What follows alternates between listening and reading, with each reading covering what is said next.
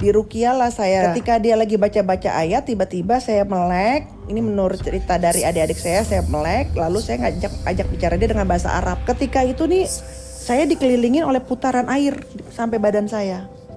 Dan itu wangi banget. Ada bantuan gaibnya juga nggak sih di sini? Maksudnya hal-hal gaib seperti... Saya kalau bicara itu saya merinding loh Mas tuh.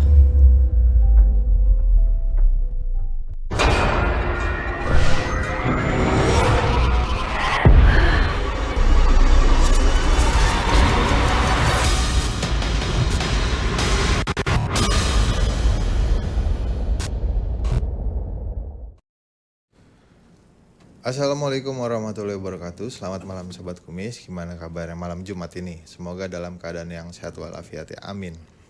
Balik lagi bersama saya Oik di podcast Kumis Kupas Mistis. Acara yang membahas tentang hal-hal mistis di sekitar kita. Dan tema kita malam hari ini yaitu duka banjir menyelimuti hikmat Ramadan. Dan saat ini telah hadir di studio kita tamu kita yang istimewa. Beliau seorang indigo spiritualis. Mari kita sambut Teh Feni Ramayulita. Assalamualaikum Teh. Waalaikumsalam warahmatullahi wabarakatuh. Udah lama banget gak ke Kumis nih Teh. Iya, lama Berarti sekali. lagi sibuk banget kayaknya. Ada Kurang lebihnya seperti itu. Sibukan di luar apa nih? Di luar Pertama memang saya lagi ngejalanin kuliner. Kedua memang lagi menjalankan travel umroh. Berarti semuanya bergerak di non spiritual nih ya. Iya, jadi kan hidup harus balance. Oh iya. Kalau spiritualnya masih jalan kesibukannya atau gimana? Masih. Contohnya Contohnya ya apa, kayak kita penerima tamu yang private tapinya. Oh gitu. Tamu yang tidak mau perlihatkan gitu, yang lebih pribadi hubungannya gitu.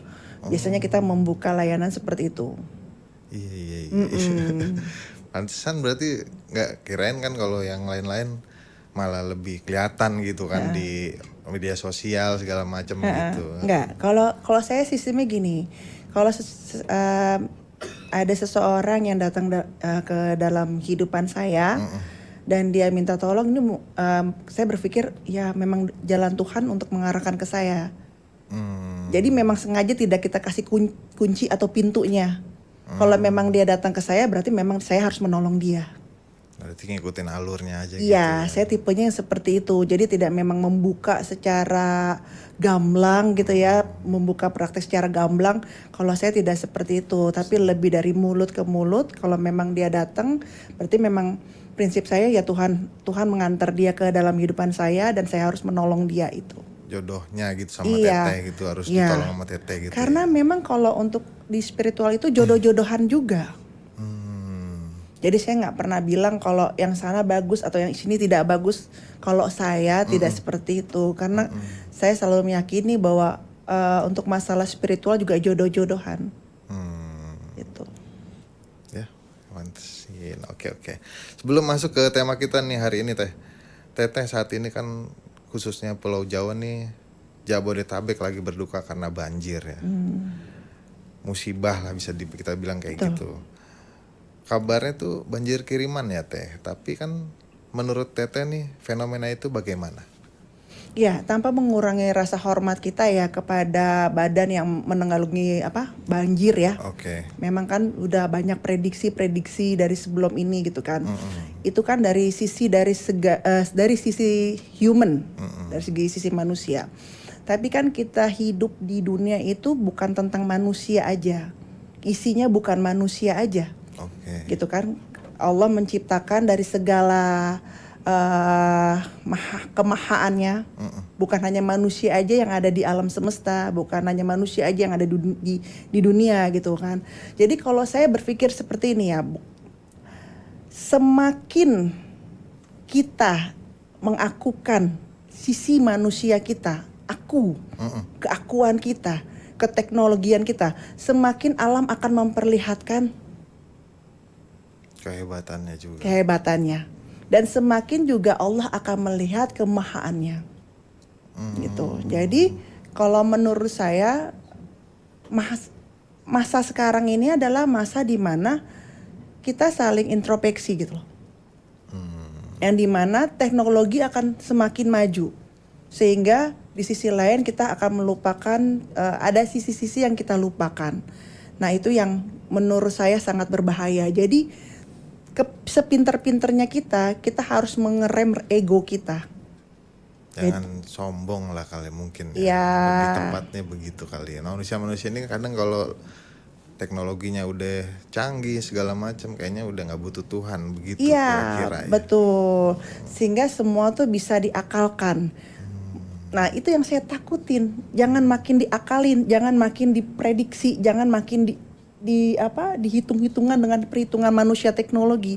Dia akan semakin menunjukkan eksistensinya, akan semakin menunjukkan. Gitu. Ini berarti kalau dibilang faktornya sampai separah ini, berarti kalau Teteh bilang tadi faktor manusia berarti. Sebagian ada faktor manusia. Kesombongan dari diri manusia, akunya manusia. Satu, dan kedua, manusia sudah sangat kurang menjaga alam.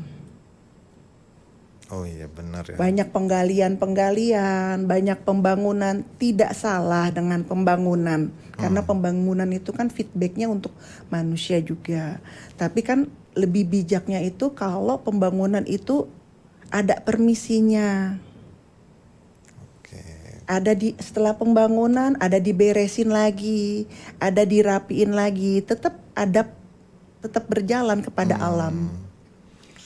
Berarti banyak manusia yang lupa, lebih ke seperti Iya. itu, lalai lebih Iya. tepatnya. Oke. Kalau dari penglihatan Teteh sendiri nih, daerah mana yang bisa disebut rawan banjir gitu? Kabupaten Bekasi. Kenapa di Bekasi? Karena Kabupaten Bekasi itu memang posisinya itu kan dia tuh di Pantura ya, atau pantai utara ya. Jadi resiko dia untuk banjir lebih tinggi itu menurut saya lebih daripada daerah-daerah lain. Gitu. Tapi Teteh berarti kemarin ngikutin beritanya ya, maksudnya banjir-banjir ini kan banyak nih seliweran kabarnya nih. Salah satunya kan ada yang meramalkan ini udah diramalin nih tahun 2025 pasti banjir, tapi kan nggak tahu di mana. Nah, menurut Teteh gimana? Ya, maksudnya prediksi-prediksi peramalan itu gitu. Kalau menurut saya prediksi itu ada benarnya. Karena yang saya harapkan sih di sini ya, kita memang mungkin ada sebagian golongan itu tidak menyarankan untuk istilahnya sedekah bumi. Tapi alangkah baiknya bahwa sedekah bumi itu didirikan kembali, khususnya di daerah-daerah. Oh gitu. Iya, karena sedekah bumi itu kalau kita yang namanya sedekah, menurut saya itu tidak ada istilah haram. Oke nih, menarik nih Teh. Maksudnya berarti kan kita agak bertentangan nih dengan norma agama Islam di sini kan ya. Nah itu gimana Teh? Kalau menurut saya meyakini kalau semua sesuatu itu langsung diharam, haram, sedangkan manusia itu mempunyai jalan kebaikan dengan jalannya sendiri. Nah kalau menurut saya alangkah bijaknya ada sedekah bumi untuk adat istiadat didirikan kembali. Karena menurut saya agama dan budaya itu harus bersatu. Kenapa saya bilang agama dan budaya harus bersatu? Karena budaya pun itu akan membentuk karakter si diri manusia itu, yang dimana manusia itu akan lebih beradab, akan ada norma-norma kembali. Jadi kita nggak perlu ruang lingkup yang luas, kita ruang lingkup yang dalam. Makanya saya bilang adakan lagi sedekah bumi.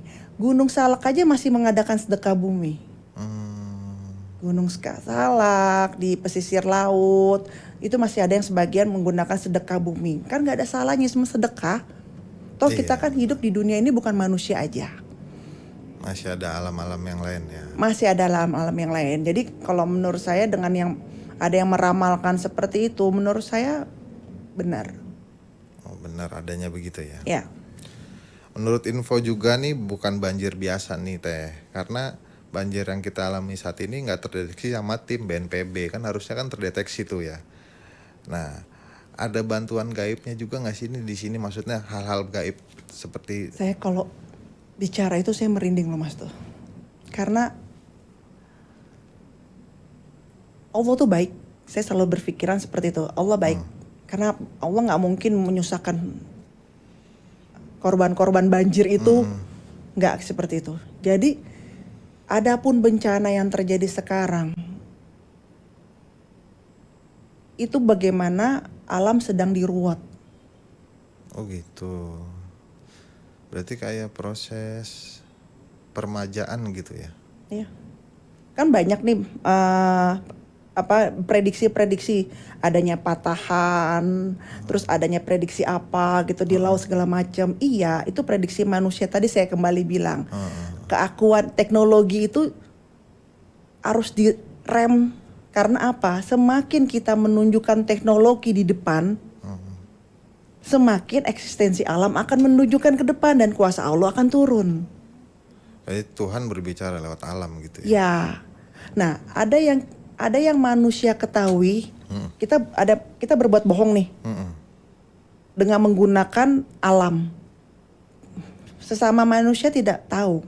Tapi kan Tuhan tahu, alam semesta tahu. Nah, itu yang berbahaya di situ gitu loh.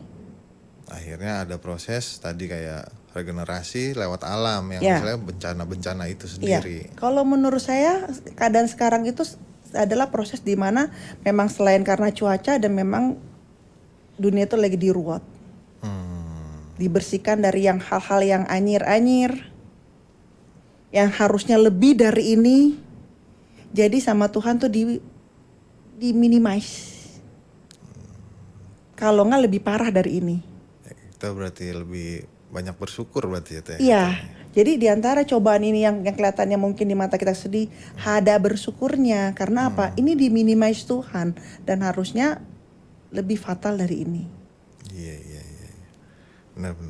Saya setuju tuh Teh kalau begitu. Maksudnya apapun yang kita terima dari alam ya disyukurin aja kan ya. Iya. Teh, kalau pembahasan kita kali ini kan banjir berarti nih. Banjir atau musibah yang sedang ada nih.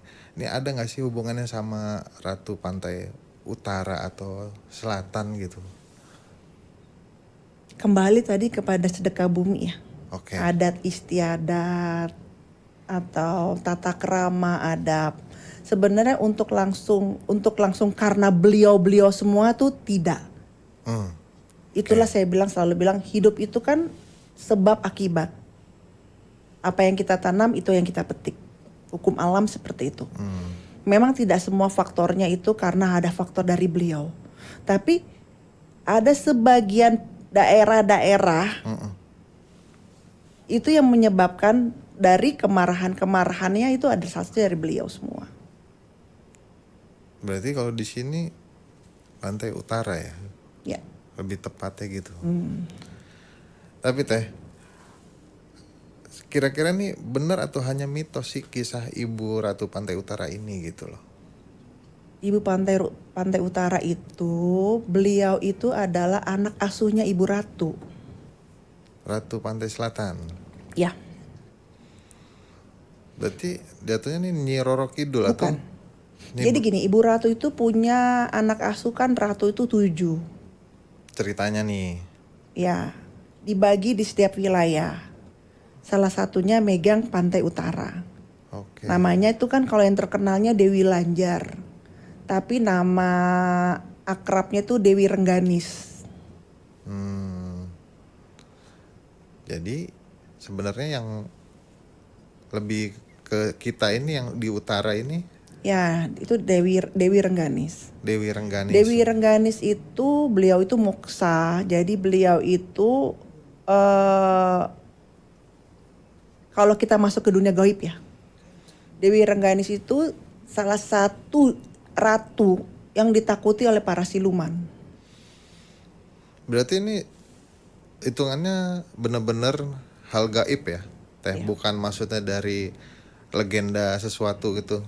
Ini yang saya ketahuin, yang saya kenal, yang pernah saya bertemu. Oh gitu Teh. Berarti sebenarnya dia ini penguasa Pantai Utara Pantai berarti Utara. ya? Daerah kekuasaannya mana aja Teh? Pekalongan, wilayah-wilayah Pantura. Wilayah Pantura itu kayak itu ya Pak, bukan apa ya, Ya sebelum Indramayu ya. Brebes, Indramayu, Cirebon ya Iya, masuk ke itu situ ya. Pantai Utara. Pinggiran situ Pantura lah, jalur Pantura sebelum Yes. ada tol gitu berarti. Iya. Ancol. Ancol masuk ya. Makanya banjir ini ada hubungannya Ada sama. hubungannya. Titik-titiknya coba diperhatiin deh. Oke oke. Kemarin kan yang lagi dirawat itu Pantai Selatan. Karena kalau Pantai Selatan benar-benar tsunami yang menurut kabar dari BMKG apa yang badan banjir itu Ya, yang BMKG. kelautan itu. Ya mungkin BMKG kalau nggak salah. Kan karena udah posisinya udah patokan atau lekungan di laut gitu kan. Patahan. Kalau ini patahan ini benar-benar terjadi, nauzubillah min dzalik, tapi kan Allah Maha baik. Akhirnya apa? Sama Allah diminimize. Tapi kita tetap kena. Cuman diminimize, dibagi-bagi karena walaupun bagaimanapun ya itu harus berjalan. Harus berjalan ya. Saya meyakinin gitu loh. Bahwa Tuhan masih sayang dengan kita gitu. Saya masih meyakini bahwa yang namanya Jakarta tenggelam atau apa gitu ya. Tuhan masih baik, nggak akan terjadi seperti itu. Saya meyakini itu. Tetapi dipecah-pecah musibahnya. Jadi dapat semua. Makanya saya bilang kita harus bersyukur daripada satu titik dikasih Tapi gede gitu ya. gede. Mitos yang terjadi di masyarakat nih mengenai legenda Ratu Pantai Selatan. Tadi kan utara, kita ngomong ke selatan nih Teh, maksudnya Oke. biar tahu gitu maksudnya sobat kumis di rumah. Pantai Selatan dilarang memakai baju hijau karena bisa menyebabkan kematian. Apa itu benar Teh begitu? Enggak, bohong. Gini loh Mas, Pantai Selatan itu identik dengan warnanya hijau, ya. Logikanya, jadi kalau kita tenggelam pakai baju hijau kan nggak kelihatan. Itu logikanya ya berarti ya. Iya, jadi tidak ada hubungannya pakai baju hijau nggak boleh ke Pantai Selatan, itu akan bisa tenggelam, nggak gitu konsepnya. Berarti emang intinya itu cuman mitos. Mitos. Dan nggak apa-apa sebenarnya pakai baju hijau juga gitu. Boleh kapan nanti sama saya ke sana pakai baju hijau? Mas saya suruh pakai baju hijau, diri di situ di pantai yang paling sakral. Silakan. Yang penting tuh kita adab. Contohnya kayak gimana? Adab maksudnya. Adab nih di sini seperti apa diterapinnya gitu. Ya kita jangan berbuat asusila di pinggir laut. Kita jangan bicara sembarangan atau mensombongkan diri atau menantang, merasa hebat. Hal-hal seperti itu kalau di laut, di gunung atau di mana tempat-tempat alam itu jangan sampai terjadi. Kalau pantai utara sendiri ada nggak sih? Kalau kayak pantangan-pantangan kayak gini, ini kan sebenarnya dilurusin jadinya ini cuman mitos lah gitu. Lalu di pantai utara ada, pantai utara ada nggak? Pantai utara itu ada. Contohnya apa mitosnya dan? Ya sama Mas, mitosnya itu kan memang di pantai utara itu sering ada daerah tertentu itu ada keputaran itu. Nah putaran itu dijadikan mitos bahwa itu pemutaran itu adalah minta tumbal. Putaran air. Putaran air di laut. Di pesisirnya malah. Itu karena ada palung atau gimana ya maksudnya? Ya memang jalurnya air. Kan muter gini kan kalau air di tepi pantai kan begini. Nah banyak orang yang berpikiran bahwa putaran jalurnya itu adalah ini minta tumbal, tenggelam di situ atau gimana. Nah kalau menurut saya itu bukan. Itu mitosnya seperti itu. Tapi Teteh tadi bilang pernah bertemu ya sama pantai selatan berarti. Itu bisa diceritain sedikit gak sih Teh? Maksudnya ketemunya tuh gimana gitu? Pertama kali saya bertemu beliau itu usia saya masih 25. 25 ya udah gede lah maksudnya kan ya berarti. Tapi ada step-stepnya. Jadi saya itu kan masih ada keturunan Solo Mangkunegaran. Oke. Ceritanya saya dulu tuh pengen menikah tapi pakai baju basahan dodotan. dan minta gelar. Ya. Nah, jadi kita bisa pakai gelar itu ketika kita nikah di keluarga. Iya, Karena maksudnya itu secara otomatis turun kan gelar itu gelar sebenarnya. itu turun dan kakek menutup akses itu. Jadi untuk akses untuk menuju ke keraton tuh ditutup sama kakek biar anak-anaknya keturunannya tuh tidak sombong. Oh, jadi orang biasa aja lah Jadi gitu. orang biasa. Nah, ketika saya datang ke tempat eyang, saya minta pakai baju solo basahan, saya minta gelar saya turun. Nah, disitulah eyang baru menceritakan siapa saya. Hmm. Oke. Terus? Bagaimana nanti cobaan itu sebelum bertemu beliau itu dahsyatnya minta ampun. Tapi ternyata beliau nunjuknya saya, milihnya saya di antara keturunan-keturunannya. Nah, saya itu kan lulusan hukum. Kan nggak mungkin dong lulusan hukum langsung percaya seperti itu. Ya logis banget gitu lah Ya, ya. hukum kan sama kayak matematika 1+1 2. Terus ada bukti apa pokoknya intinya Ya gitu. harus ada bukti, nggak bisa begitu ngomong walaupun saya cucu, tapi kan buktinya apa? Kok sampai larinya ke pantai selatan gitu, larinya sampai ke Ibu Ratu, sedangkan saya hanya hanya anak manusia lulusan hukum dan saya dididik untuk logika Dari dulunya gitu. dari dulunya. Nah saya awalnya itu melawan batin. Tapi semakin saya melawan, semakin ditunjukin. Nah, ceritanya, saya waktu itu nganterin tante saya, ya ke rumah gurunya. Dia tokoh di Jawa Barat. Oke. Saya datang, beliau kaget, ternyata saya diantar sama ibu. Menurut penglihatan beliau nih. Iya. Nah, selama ini kan memang ternyata saya tuh ditunggu kehadirannya, tapi ya kan namanya saya masih jadi manusia ya kan ada kegiatan-kegiatan lain yang harus saya jalanin. Iya. Nah beliau kaget, akhirnya anak ini datang. Saat itu saya masih usia 24 mau jalan 25. Saya belum tahu apa-apa tuh mas. Lalu saya diminta untuk datang ke Pelabuhan Ratu ke Pantai Sukawayana. Ini diminta. Beliau. Tapi beliau disuruh ibu. Oke. Datanglah saya ke sana. Dengan masih membawa aku.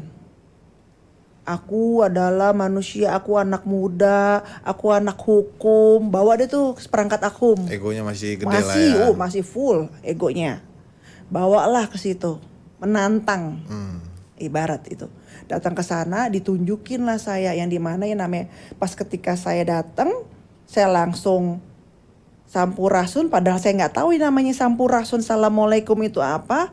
Dan saya melihat betapa cantiknya saya sering lihat wanita-wanita cantik ya. Ya kita lihatlah model-model di luar negeri atau bagaimana kan tuh cantik-cantik atau gimana ya. Ini nggak ada yang secantik beliau. Sampai karena kecantikannya dan keindahannya sampai saya menundukkan wajahnya. Nah, ketika itu nih saya dikelilingin oleh putaran air sampai badan saya. Dan itu wangi banget. Ini kalau boleh tahu teteh keadaannya di situ setengah sadar apa gimana? Sadar. Teh? Sadar penuh gitu. Iya, saya kayak ditampar. Kamu masih nggak percaya saya gitu loh. Kayak digituin. Oke. Karena saya nggak ngerasa berguru. Saya nggak ngerasa punya guru atau gimana. Cuman kenapa saya dikasih lihatnya dipaksa gitu loh. Ya, ditunjuk lah. Kan jadi paksaan kan jatuhnya seperti itu. Maksudnya saya dipaksa harus melihat, saya dipaksa harus memahami. Kaget ya teh berarti. Kaget. Dan saya tanya, baru dalam perjalanan akhirnya saya ketemu guru. Saya bertanya, kenapa saya? Ya karena beliau memilih kamu. Sampai saya pernah diruqyah sekali. Gak ngaruh mas. Nggak ngaruh dalam artian nggak ada apa-apa gitu. Mental dianya. Mau diceritain di sini? Tapi seru juga tuh maksudnya. Berarti ada proses ruqyah itu sendiri. Ada. Saya di ruqyah oleh salah satu kiai dari Padang, Sumatera Barat, kiai besar, gurunya dari tante saya. Katanya dia bilang, ponakan kamu itu harus diruqyah. Dia yang minta duluan nih berarti ya maksudnya. Minta duluan. Akhirnya saya bilang silakan ruqyah saya. Rong saya nggak ngerasa ngapa-ngapain, saya nggak ngerasa berguru. Diruqyah lah saya. Ketika dia lagi baca-baca ayat, tiba-tiba saya melek. Ini menurut cerita dari adik-adik saya melek. Lalu saya ajak bicara dia dengan bahasa Arab. Teteh nggak sadar berarti ya nih. Ya, nah seketika itu, nah udah sadar tuh seketika itu si Gurunya. kayak ini nih apa ngakunya Kiagi ngakunya. Dia langsung sungkem. Ternyata yang dia lihat itu ibu di belakang saya. Ternyata dia mau mengambil apa yang ada di dalam diri saya. Yang saya sendiri nggak tahu ditanam apa di dalam diri saya. Itu mau dicuri sama dia.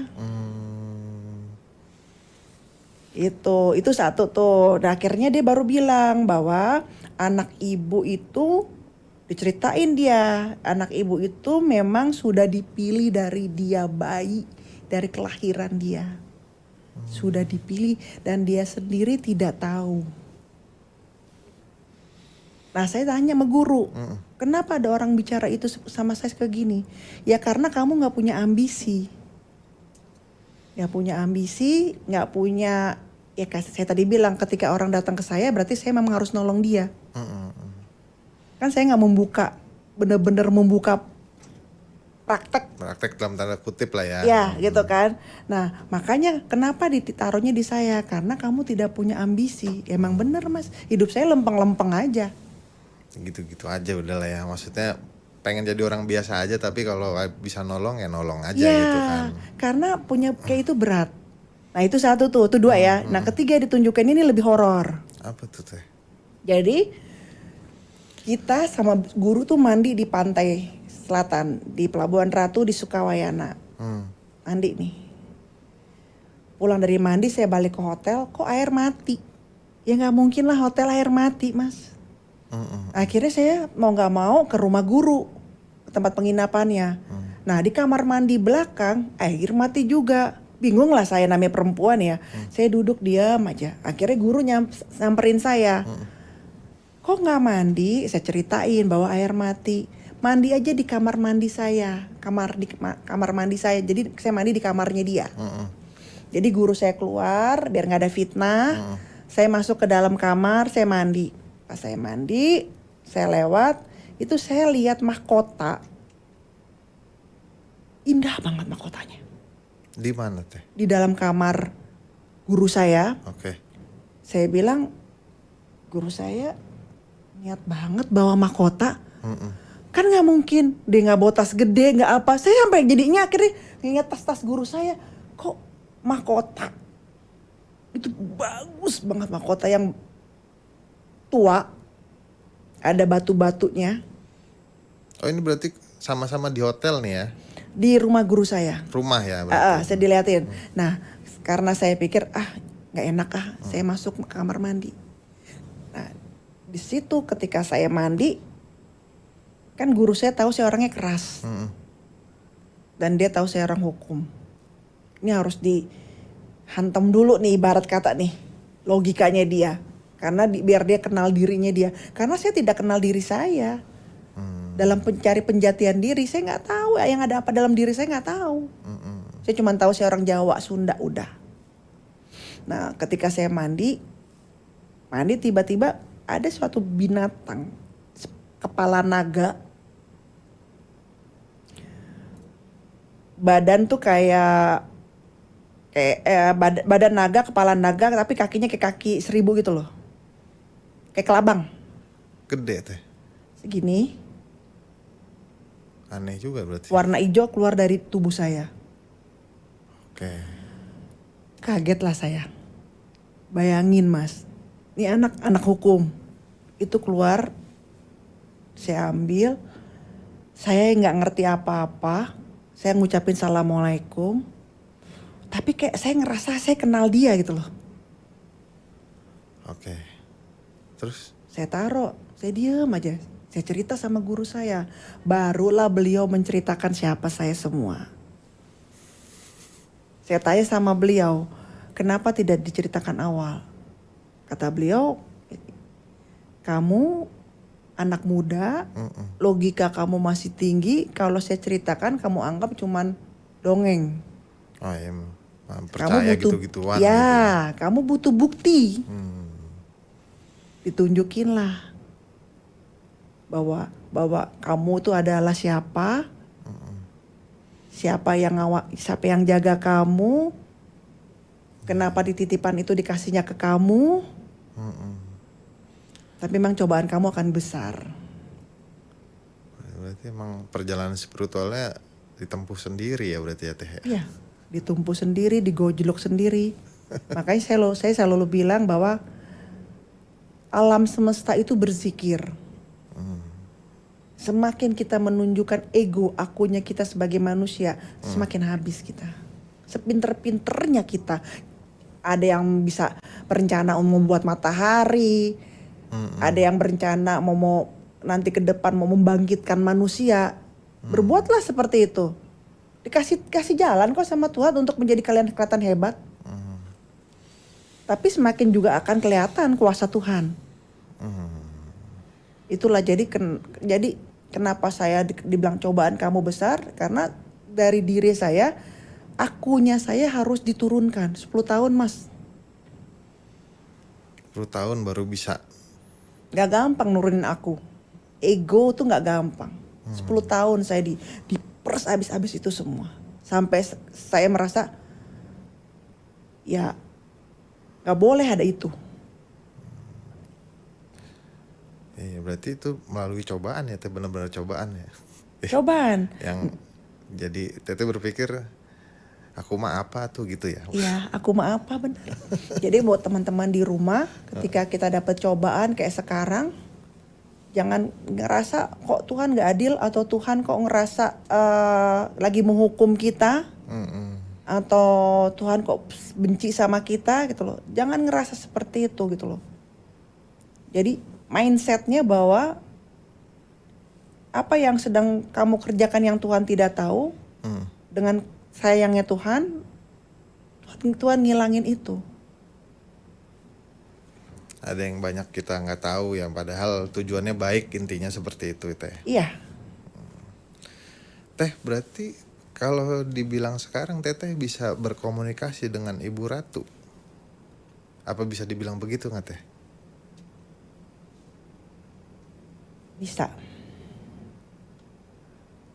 Bisa dipraktekin nggak Teh? Sedikit gitu, saya pengen tahu. Tapi Kalau Teh udah tergantung Teteh coba. kalau saya itu, kalau untuk saya Ibu Ratu tuh nggak perlu sesajen mas. Oke. Terus? Mas pernah lihat kan kayak di film-film atau ya di luar sana pasti tahulah sesajen apa. Ibu tidak butuh itu. Satu yang saya harus tuh. Yang ibu butuhkan adalah gimana hubungan kamu ke Tuhan.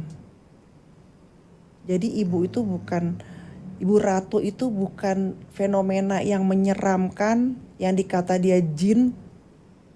Kalau saya mau cerita bongkar di sini semua, ya pasti ada kan pro ada kontra. Karena Ibu Ratu itu adalah Nurul Fatimiyah. Tapi saya baru dengar ini Teh. Mas, Tuhan itu tidak berwujud. Ya kan? Oke. Tapi Tuhan punya sisi feminin dan maskulin. Femininnya kasih sayang, cinta. Iya, Di tetesannya itu jatuhnya ke Ibu Ratu.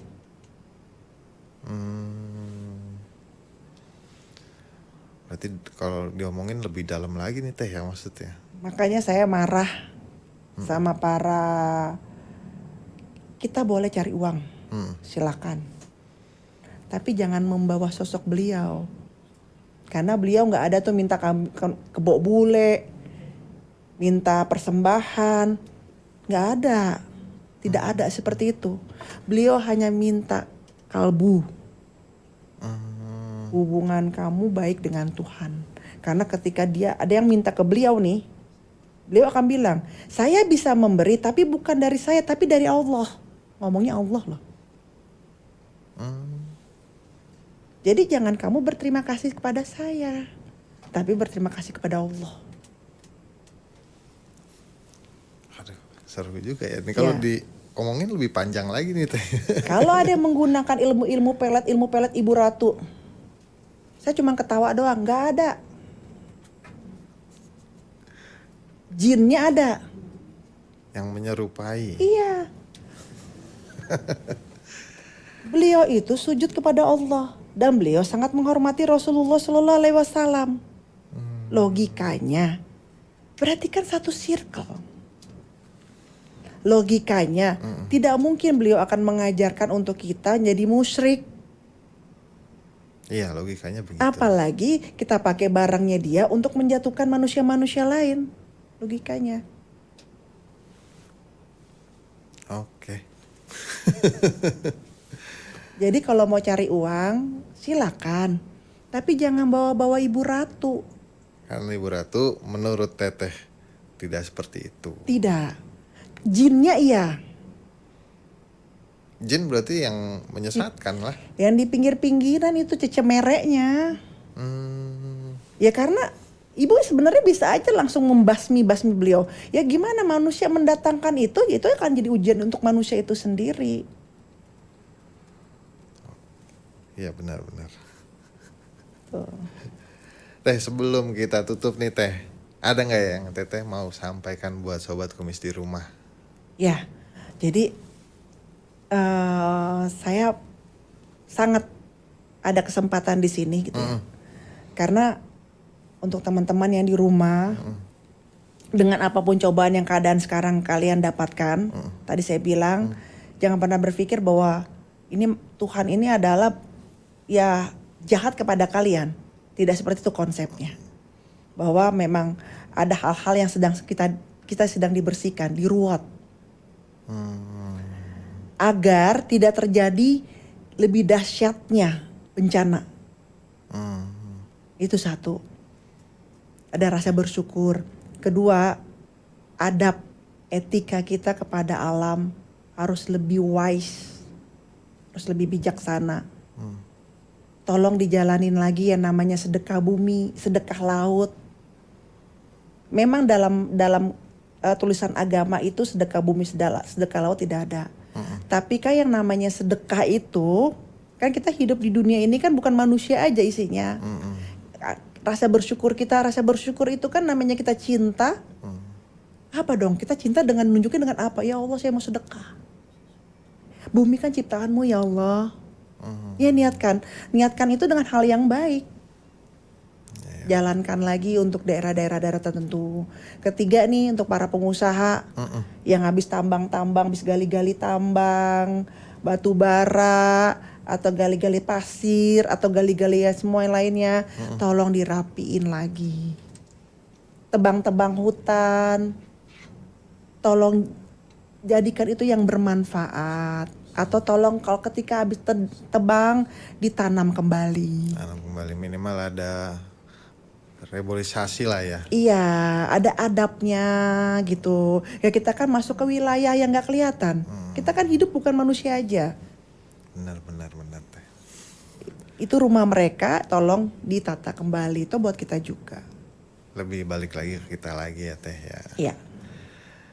Oke, baik, demikianlah obrolan misteri kita dengan Teh Feni Rama Yulita sebagai seorang indigo spiritualis. Semoga ada pelajaran dan hikmah yang bisa kita ambil dari obrolan ini. Sekali lagi Teh, terima kasih udah mampir ke Kumis, banyak banget nih kayaknya yang bisa kita ambil. Sudut pandangnya lumayan berbeda tapi masuk akal kalau menurut saya gitu. Makasih ya Teh. Sama-sama. Iya. Dan terus update tentang Kumis, Kupas Mistis di YouTube Dunia Transvision atau Transvision Official karena selalu ada kisah mistis di setiap episodenya. Saya Oik undur diri. Assalamualaikum warahmatullahi wabarakatuh. Salam Kumis. Waalaikumsalam warahmatullahi wabarakatuh.